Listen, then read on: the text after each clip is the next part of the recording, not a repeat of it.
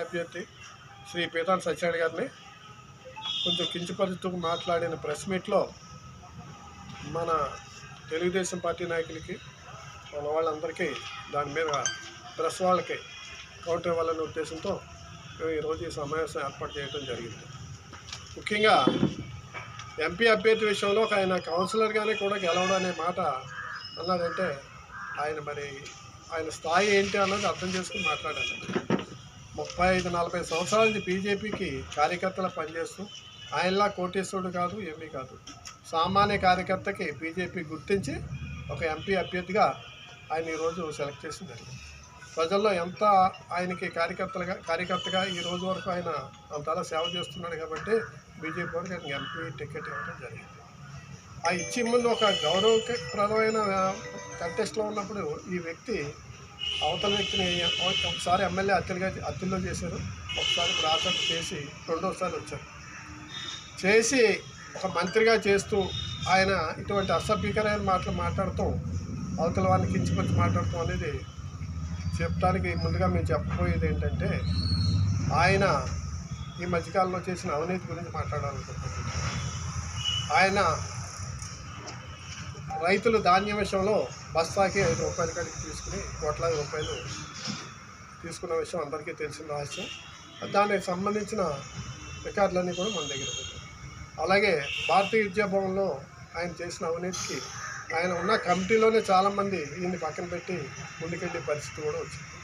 ఇలా చెప్పుకుంటూ పోతే ఇంకా ఇసుక విషయంలో ఆయన అనేకమైన అవినీతి విషయాలు చేస్తూ, బొండు మట్టి విషయంలో కూడా అంతే పరిస్థితి చేస్తూ, దాన్ని ఇంకా అదో రకంగా అదేమీ లేదు అన్నట్టు మాట్లాడుతాడంటే అటువంటి సభ్యత సంస్కారం లేని ఒక ఎమ్మెల్యే వ్యక్తిగా ఉండి అలా మాట్లాడుతున్నది మేము అంతా తీవ్రంగా ఖండిస్తున్నాం. అదే రకంగా ఈరోజు మిగతా మన ఎమ్మెల్యే పీతాన్ గారిని కూడా అదే రకంగా మాట్లాడుకుంటే ఆయన ఎమ్మెల్యే చేశారు, మంత్రి చేశారు, ఎప్పుడు ఇటువంటి అనారోగ్యమైన అనాగరిక భాష మాట్లాడలేదు అని నేను ఈ రకంగా తెలియజేసుకుంటూ ఈ విషయాన్ని రంగనాథరాజు విషయంలో నేను తీవ్రంగా ఖండిస్తూ మిగతా విషయాలు మా మిత్రులు మాట్లాడతారని నేను తప్ప ముగిస్తాను. సోదరులందరికీ కూడా నమస్కారం. ఈవేళ మరి అసెంబ్లీ ఎలక్షన్స్ అలాగే జనరల్ పార్లమెంట్ ఎలక్షన్స్ కూడా జరుగుతూ ఉన్నాయి. ఈ సందర్భంగా అన్ని రాజకీయ పార్టీలు వాళ్ళ పార్టీకి సేవ చేసిన తరతరాల నుంచి దశాబ్దాల పాటు పార్టీకి త్యాగాలు చేసి పార్టీ నడిపెట్టుకుని ఉన్నటువంటి నాయకుల్ని ఎంచుకుంటారు. మన ఇప్పుడు జరగబోయేటటువంటి జనరల్ ఎలక్షన్స్లో అటు పార్లమెంట్కి కానీ ఇటు అసెంబ్లీకి కానీ మరి కూటమి అభ్యర్థులుగా మన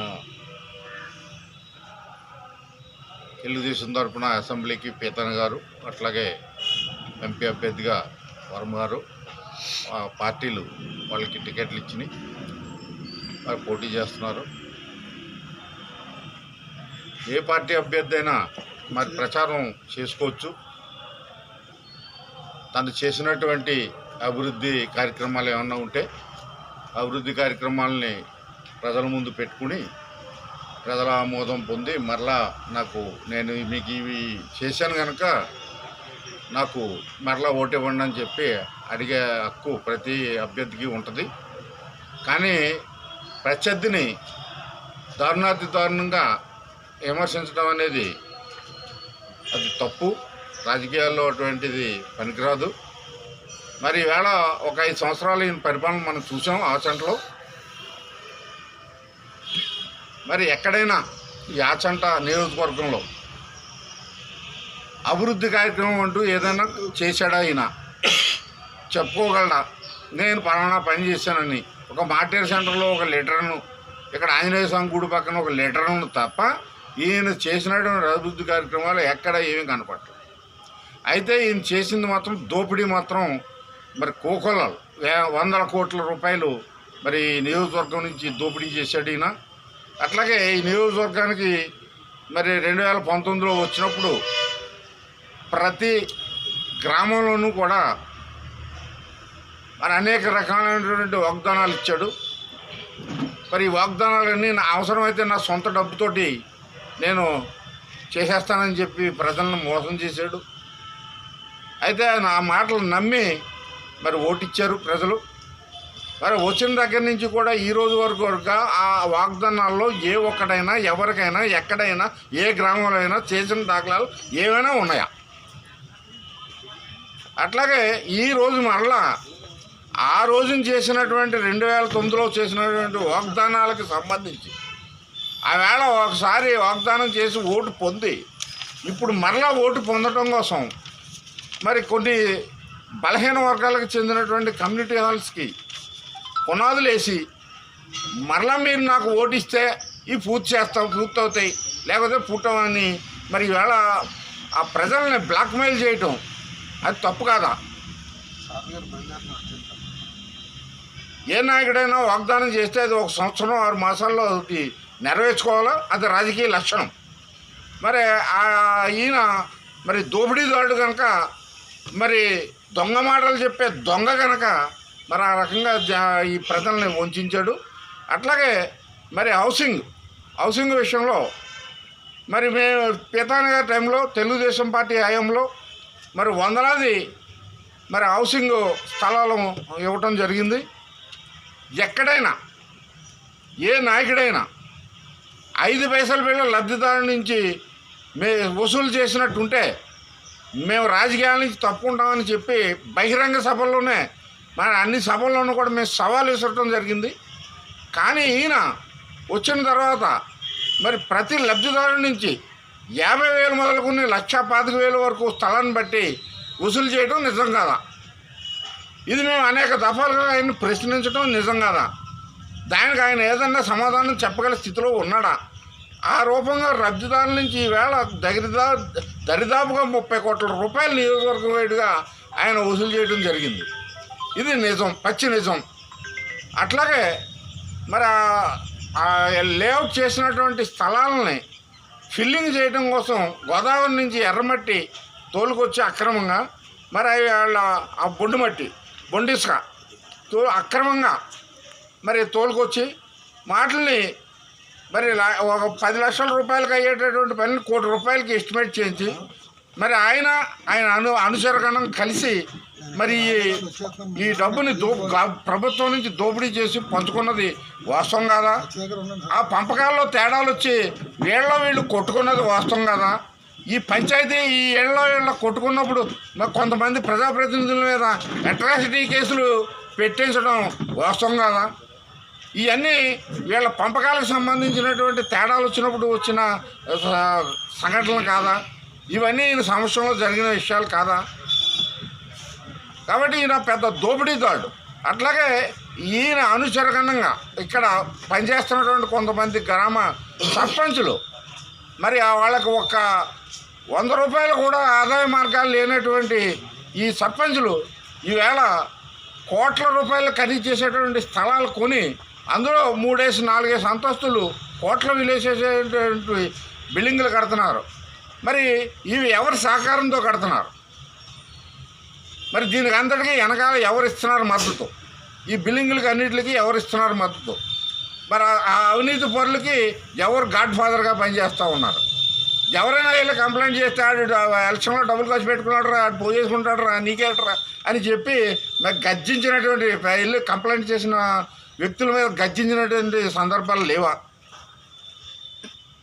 మరి ఇంత దోపిడీ చేసి అట్లాగే గత 2 సంవత్సరాల నుంచి మరి రైతాంగం మరి ప్రకృతి వైపరీత్యాలకి అనేక ఇబ్బందులు పడుతూ ఉంటే మరి ఆ ప్రకృతి వైపరీత్యాలు వాళ్ళకి మరి సహాయకారిగా ఉండటం మానేసి మిల్లర్స్తో కుమ్మక్కైపోయి ప్రతి బస్తాకి 5 కేజీల నుంచి 10 కేజీల వరకు మరి వసూలు చేసి మిల్లర్స్తో కుమ్మక్కై పంచుకున్న కోటాని కోట్లు దోపిడీ చేసినటువంటి మరి పెద్ద మనిషి మన ఎమ్మెల్యే గారు కాదా?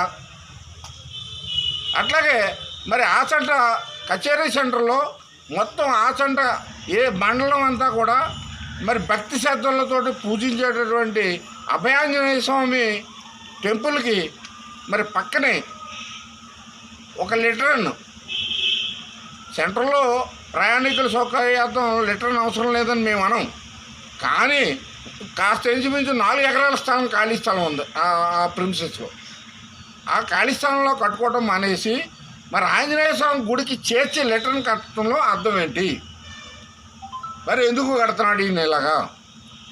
అట్లాగే మరి సిద్ధాంతం గ్రామంలో ఉన్నటువంటి మరి ఆ విఘ్నేశ్వర స్వామి యొక్క ఇది ధ్వజస్తంభం పడిపోతే అక్కడ గ్రామస్తులు సందాలు వేసుకుని మరి దాన్ని వాళ్ళు పునర్నిర్మాణం చేసుకోవడానికి సందాలు వేసుకుంటే మీకు అక్కర్లేని నేను ₹1 మీకు ఇచ్చేస్తానని చెప్పి ఆ ధ్వజస్తంభం నిర్మాణాన్ని ఆపేసి ఈరోజు కూడా పని పూర్తవకుండా ఆపింది ఈ పెద్ద మనిషి కాదా?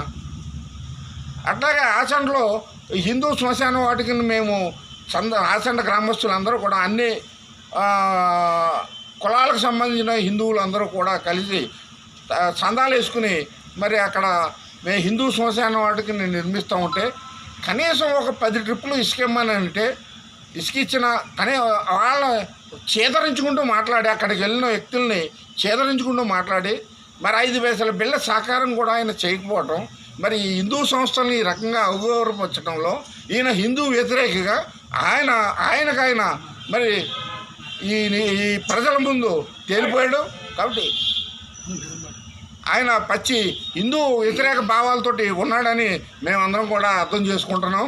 కాబట్టి ఇటువంటి దుర్మార్గుడైనటువంటి ప్రజలను నిలువున దోపిడీ చేసేటటువంటి అట్లాగే ఎప్పటికప్పుడు సందర్భానుసారంగా అబద్ధాలు ఆడేటటువంటి ఈ దుర్మార్గపు మరి వలస వచ్చిన ఆచండ నియోజకవర్గానికి వలస వచ్చినటువంటి ఈ దుర్మార్గపు మరి రాజుని ఓడించి మరి ఈ నియోజకవర్గంలో అభివృద్ధే మరి జయంగా ప్రాణంగా భావించి మరి ప్రతి గ్రామంలోనూ కూడా మరి రోడ్లు కానీ లేకపోతే కమ్యూనిటీ హాల్స్ కానివ్వండి, పక్కా డ్రైన్స్ కానివ్వండి, ఇవాళ ఎస్సీ ఏరియాలో ఉన్నటువంటి ప్రతి రోడ్డు, ప్రతి డ్రైను, ప్రతి కమ్యూనిటీ హాల్ పితాని సత్యనారాయణ గారు చేసిన డెవలప్మెంటే తప్ప ఈయన ఎక్కడైనా వచ్చి వేళ 5 పైసల బిళ్ళ నేను ఈ పేటలో కానీ పాలెంలో కానీ నేను చేశానని చెప్పుకునేటటువంటి అర్హత లేనటువంటి ఈ వ్యక్తి ఈవేళ మళ్ళీ పోటీ చేసి మరి నాకు ఓటు ఇమ్మని అడగటానికి, అట్లాగే మరి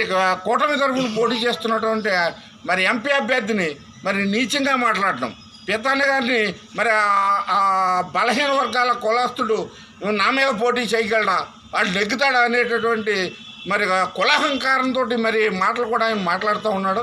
ఇవన్నీ తప్పుడు విధానాలు. అట్లాగే మరి మాట్లాడితే నేను రాజుని అంటాడు. రాజు అంటే రాజు అనే పదానికి ఆయనకు అర్థం తెలియదు. ఆయన ఒక క్షత్రియుడు, రాజు, పరిపాలకుడే రాజు. కమ్మ అవ్వచ్చు, కాపు అవ్వచ్చు, ఎస్సీ అవ్వచ్చు, ఏ వర్గానికి చెందిన ఎవడు బలమైతే ఎవడు రాజ్యాన్ని ఆక్రమించుకుంటే వాడే రాజు. రాజ్యం పరిపాలించినవాడే రాజు తప్ప ప్రతివాడు రాజు కాదు. కాబట్టి ఈయన క్షత్రియుడే. నేను రాజుని అనుకున్నాడైనా ఆయన ఏమి రాజు కాదు. కాబట్టి అన్ని దేవాలయాలకి కూడా అనేక మంది రాజులు అంటే పరిపాలకులు అనేక మంది. కృష్ణదేవరాయలు ఎన్నోసార్లు మరి తిరుమలకి వెళ్ళి ఎన్నో కైంకర్యాలు ఆయన సమర్పించుకున్నాడు. కాబట్టి అలాంటి వ్యక్తులు బ్రాహ్మణులు ఉన్నారు, మరి ఎలమల్లో ఉన్నారు, కమ్మాసులో ఉన్నారు, మరి ఎస్సీ ఎస్టీల్లో ఉన్నారు. కాబట్టి ఏ వర్ణంలో అయినా సరే మరి దేవాలయాలకి సమర్పించుకున్న వ్యక్తులు ఉన్నారు. మా ఈవేళ ఆచంటకు వచ్చి ఆచంట కమ్మాన్ని ఎలుగెత్తి మాట్లాడటం చాలా తప్పు. ఇటువంటి భాషను కానీ ఈయన ప్రవర్తన కానీ ఆచంట నియోజకవర్గంలో ఉన్నటువంటి ప్రతి ఒక్కరు కూడా మరి వ్యతిరేకించి మరి ఆయనకి తగిన బుద్ధి చెప్పి ఎలక్షన్లో ఆయన గ్రామానికి తిరిగి పంపిస్తారని చెప్పి మేమంతా ఆశిస్తూ సెలవు తీసుకుంటాం.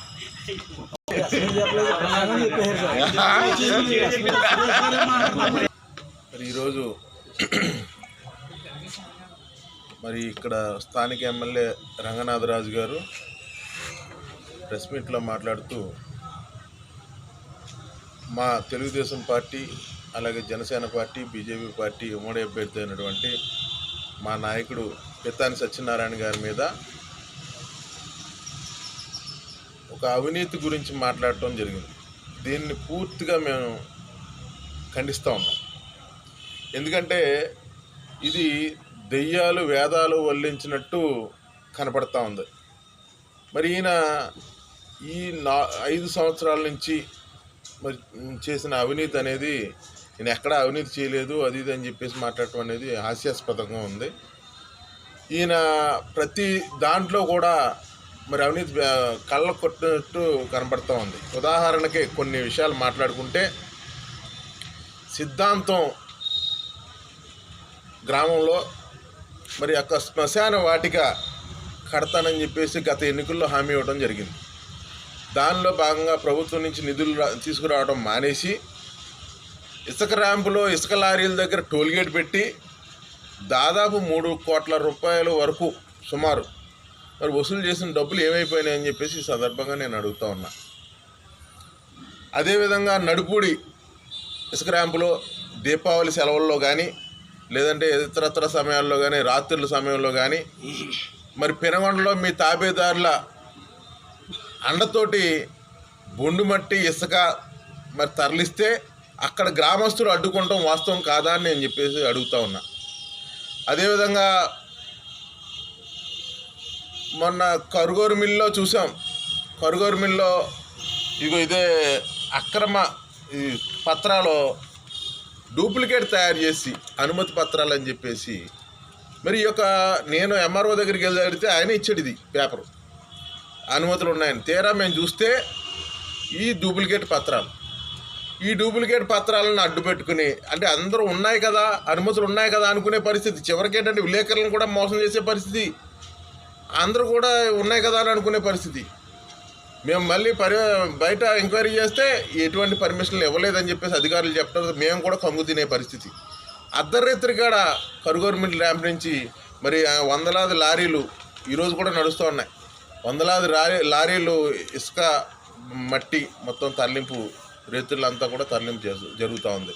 మరి దీన్ని మీ అనుచరులతోటి ఈ రకంగా దోపిడీ చేసి మరి ఈ యొక్క అవినీతి చేస్తూ ఉంటే ఇదే రకంగా గతంలో మేము కూడా మా స్థానికులందరూ కూడా వెళ్ళి రేత్రి ఆ ట్రాక్టర్లను అడ్డుకుంటే ఆ ట్రాక్టర్లో ఉన్న ఇసుకని డంపింగ్ చేసేసి ఖాళీ ట్రాక్టర్లు ఉన్నాయని చెప్పేసి మరి ఆ కేసు అవనివ్వకుండా చేసింది వాస్తవం కాదా?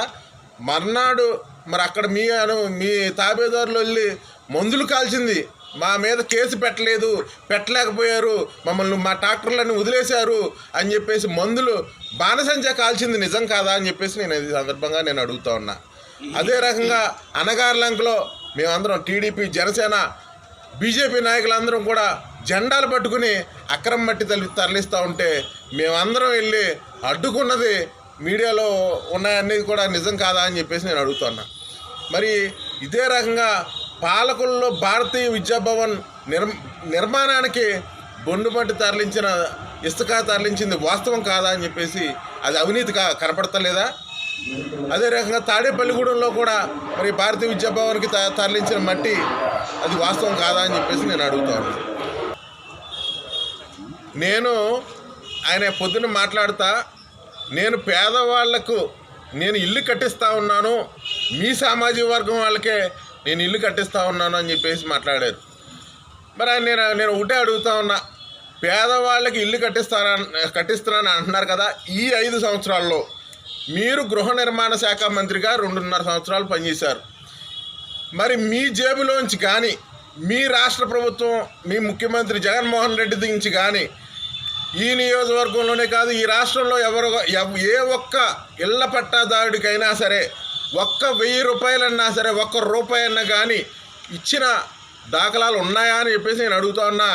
వారికి 1,80,000 రూపాయలు ఇస్తే ఆ 1,50,000 రూపాయల్లో కూడా 1,50,000 రూపాయలు కేంద్ర ప్రభుత్వం నుంచి వచ్చింది, 30,000 రూపాయలు కూడా మరి ఆ ఎన్ఆర్జీఎస్ నుంచి వస్తున్నాయి తప్ప మీ జేబులోంచి కానీ మీ రాష్ట్ర ప్రభుత్వం నుంచి కానీ 1 రూపాయి కూడా ఏ ఒక్క ఇంటికి రాలేదని చెప్పేసి ఘంటాపదంగా నేను చెప్తా ఉన్నా. మీరు ఇల్లు కట్టించడం ఏంటండి? కేంద్ర ప్రభుత్వం నిధుల్లోంచి ఇల్లు కట్టించిన అది కూడా ఆఘానత కూడా పీతాని గారికే దొరుకుతుంది. ఎందుకంటే ఇది అర్బన్ ఏరియాలోకి పెట్టింది పీతాని సత్యనారాయణ గారు, అందువల్ల ఎక్కువ ఇళ్ళు మంజూరు రావడం జరిగింది. అంతేకాకుండా ఇళ్ల స్థలాలు ఇచ్చామని చెప్పి గొప్పలు చెప్పుకుంటా ఉన్నారు. ఇళ్ల స్థలాలు కొనుగోలులో భారీ అవినీతి జరిగింది. ఈ యొక్క రైతుల దగ్గర నుంచి భూసేకరణ నిమిత్తం మరి 40 లక్షలకి 30 లక్షల రూపాయలకి తక్కువ రేట్లు కొనుక్కుని మధ్యవర్తుల దళారుల ద్వారాగా మీరు గవర్నమెంట్ దగ్గర నుంచి ఎక్కువ సొమ్ము రాబట్టిన దాఖలాలు లేవా? దాంట్లో అవినీతి జరగలేదా? ఇంతేకాకుండా లబ్ధిదారుల నుంచి కూడా దాదాపు 30,000 నుంచి 1,25,000 రూపాయల వరకు మరి లబ్ధిదారుల నుంచి కూడా వసూలు చేసిన సంగతి మీకు తెలియదా? ఇది గతంలోనే ఆ పేతాని గారు మేమందరం కూడా ఆ లిస్టు తయారు చేసి కలెక్టర్ గారికి కూడా ఇవ్వడం జరిగింది. కలెక్టర్ గారు కూడా ఏం చర్యలు లేవు. మరి ఇంత అవినీతి చేసి మరి మీరు ఇంకా ఏదో పేదవాళ్ళకి ఇల్లు ఇచ్చేసాం, ఇళ్ళ పట్టాలు ఇచ్చేసామని చెప్పేసి గొప్పలు చెప్పుకోవడం అనేది సిగ్గు చేయటం అని చెప్పేసి ఈ సందర్భంగా తెలియజేసుకుంటా ఉన్నా. అదేవిధంగా పేతాని సత్యనారాయణ గారు ఇంకో విషయం, మీరు మా ఏకవచనంతో మాట్లాడతారు, లేదంటే మీరు గౌరవించాలని, గౌరవం గురించి మీరా మాట్లాడేది? ప్రజాప్రతినిధులని, మీతో పాటు ప్రజలు ఓట్లేస్తే గెలిపించిన ప్రజాప్రతినిధులని మీకు గౌరవించడం మీకు చేత కాదు. ఒక జడ్పీటీసీని కానీ, ఒక ఎంపీపీని కానీ, ఒక సర్పంచ్ని కానీ, ఒక వార్డు మెంబర్ కానీ ఎవరినన్నా మీరు ఎప్పుడైనా గౌరవించారా? వారి నిధుల్లోంచి ఇప్పుడు ఇవాళ మీరు మేము వేసిన రోడ్లు చెక్కు చెదరలేదని చెప్పేసి పెట్టారు. ఏంటి ఏ రోడ్లు వేశారు మీరు? నియోజకవర్గంలో ఎక్కడైనా కానీ మీ ఎమ్మెల్యే నిధుల నుంచి ఎక్కడైనా వేసిన దాఖలాలు ఉంటాయి. బహిరంగ చర్చకి మేము సిద్ధం. గతంలో పేతాని సత్యనారాయణ గారు అధికారంలో ఉండగా 14 నుంచి 19లో జరిగిన రోడ్ల మీదే మీరు ఎలక్షన్ క్యాంపెయిన్ చేస్తూ ఉన్నారు.